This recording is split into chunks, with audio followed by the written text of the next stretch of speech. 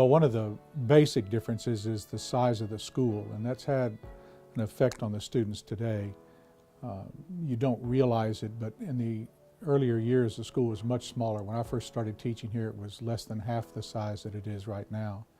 So there was a lot tighter-knit community among the students and among the faculty than exists now. And that's a little bit of a negative to not have that type of community, but we were a lot larger, and there are other options that are coming from being a larger school. A couple of the issues, though, that I thought might be interesting, the campus layout itself. We used to have a lot of temporary buildings, frame buildings that had classes in them. For example, where the 500 building in the theater is, that used to be a frame building that housed a very small, intimate theater, a couple of classrooms, a couple of teacher offices. And at one time, at the end of it, there was a student lounge that didn't last very long, partly because the building was in such bad shape.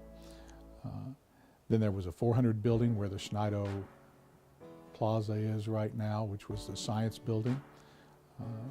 And now you have the STEM building, so there'll be students here that have never seen the 400 building. The current dining hall used to be the gym. Where the atrium was a space between that and the cafeteria, which was where the chapel is now, but it wasn't the same footprint. And then there was also a faculty lounge attached to that was a frame building. The other area that I thought might be interesting to the students to realize is that the dress code here used to be coat and tie every day for faculty and students.